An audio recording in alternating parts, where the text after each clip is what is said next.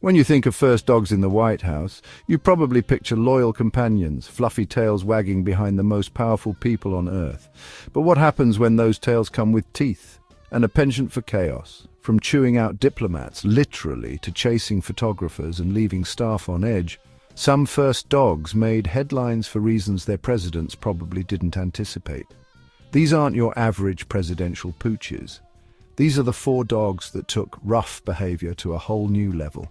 Today we're diving into the wild tales of White House mischief makers, including a dog who terrified guests with too much love, a canine ambassador who didn't exactly represent peace, and not 1, but 2 repeat offenders from the same presidential family. Let's get into it. Imagine walking into the White House, ready for an important meeting, only to be greeted by a 70-pound ball of fur barreling toward you at full speed. That was Heidi, President Dwight D. Eisenhower's Weimaraner, and she had a reputation that was both endearing and downright terrifying. Weimaraners are known for their boundless energy and love of people, and Heidi was no exception. In fact, her love was a little too much for most visitors to handle.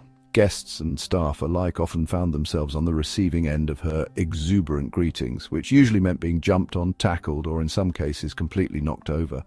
Imagine trying to keep your composure as the president's massive dog pins you to the ground. And it wasn't just the staff who felt Heidi's overwhelming affection.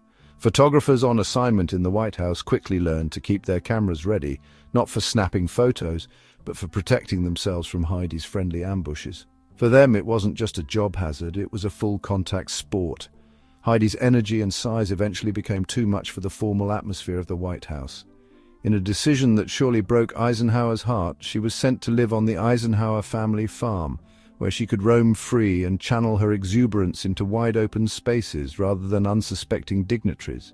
While she may not have been the most diplomatic of first dogs, Heidi's story adds a playful, if chaotic, chapter to the history of White House pets.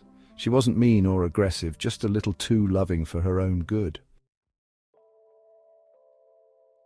Fast forward to the Biden administration, and we meet Major, a German Shepherd with a history as complex as it is controversial. Adopted from a shelter in 2018, Major made history as the first rescue dog to live in the White House, a heartwarming story that quickly turned into headlines for all the wrong reasons.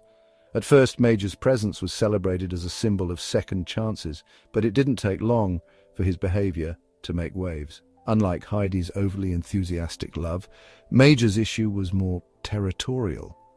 Multiple reports surfaced of biting incidents involving White House staff, Secret Service members, and even visitors. Now the White House is a high-stress environment, and Major, like many German Shepherds, was protective by nature. But his protective instincts crossed the line. Imagine walking through the halls of the most powerful residence in the world, only to feel a sharp nip at your heel. For some, it wasn't just a nip, it was enough to send them to medical staff for evaluation. The incidents became such a concern that Major was temporarily sent back to Delaware for additional training. The Bidens assured the public that Major was being cared for and worked with to adjust to his high-profile surroundings. But even after his return, reports of aggressive behavior didn't fully disappear, leading to more time away from the White House. This series of events sparked a larger conversation, one that many animal advocates found frustrating. Major wasn't bad because he came from a shelter. He was bad because he wasn't given the proper structure and training he desperately needed. The Bidens' failure to adequately prepare Major for the challenges of life in the White House inadvertently fueled harmful stereotypes about rescue dogs being unmanageable or dangerous. In reality, with the right support, shelter dogs can thrive just as much as any other pet. Major's tenure as first dog highlighted the challenges of introducing a high-energy, protective breed into an environment with constant movement, unfamiliar faces, and endless stress. While his story had its share of rough patches, it also shone a light on the responsibility owners have to ensure their pets are set up for success, especially in high-pressure situations like the White House. And he wasn't the only member of his family to make headlines for canine chaos. Enter Commander, another Biden German Shepherd who took mischief to the next level. Commander's tenure as first dog brought even more controversy than his predecessor. While Major may have caused a stir, Commander's antics made it clear that the Bidens had a serious rough patch when it came to managing their furry companions. Commander joined the White House in 2021 as a gift from President Biden's brother, and at first he seemed like a fresh start, a new chapter after Major's struggles. But it wasn't long before headlines began to surface about Commander's behavior. Like Major, Commander exhibited protective instincts that escalated into biting incidents, but the frequency and severity of these incidents took things to a whole new level. Reports revealed that Commander bit Secret Service agents at least 11 times within a span of 10 months, with one particularly serious bite sending an agent to the hospital. The incidents ranged from minor nips to full-blown attacks, leaving staff members on edge and raising concerns about safety in the White House. The repeated incidents sparked outrage and criticism, with many questioning why the Bidens continued to allow Commander to remain in such a high-stress environment. Unlike Major, who had the excuse of being a rescue dog adjusting to a new life, Commander was brought in as a young puppy and had every opportunity for early training and socialization. Yet it seemed little was done to curb his increasingly aggressive behavior. The situation reached a boiling point when Commander was ultimately removed from the White House and relocated to a quieter environment away from the chaos of political life. Commander's story, much like Major's, underscored the importance of proper training and understanding of a dog's needs.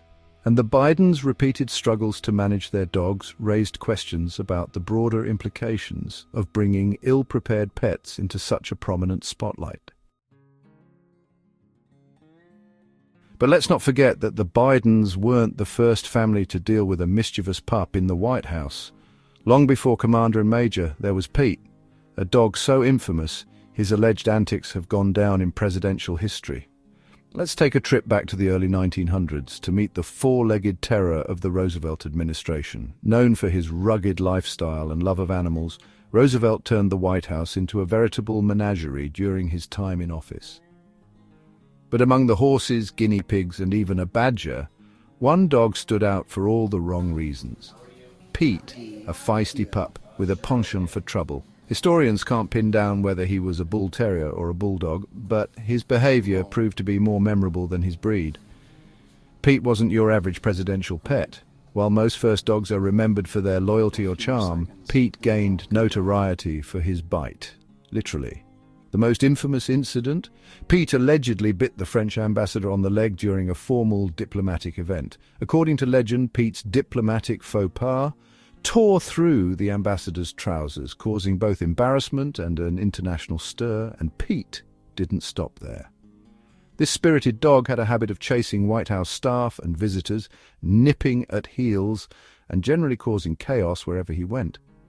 While Roosevelt adored Pete for his bold and fearless nature, the dog's behavior became such a problem that he was eventually banished from the White House altogether.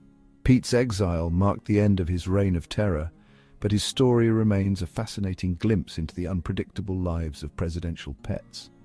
For all his mischief, Pete reflected Roosevelt's larger-than-life personality, a dog that was spirited, unyielding, and maybe a little too wild for the White House. From Pete's diplomatic disaster to the biting scandals of Major and Commander, and even Heidi's overly enthusiastic greetings, these first dogs remind us that life in the White House isn't always picture-perfect, even for its four-legged residents. Whether they're chasing staff, charming visitors, or causing international incidents, these mischievous mutts have left their paw prints on presidential history. Love them or fear them, these dogs prove one thing. Even in the most powerful house in the world, sometimes it's the pets who truly rule the roost. Which first dog's antics surprised you the most? Are there any White House terrors we missed? Let us know in the comments below. And if you enjoyed this dive into presidential pet drama, don't forget to like, subscribe, and hit the bell for more fascinating stories from history.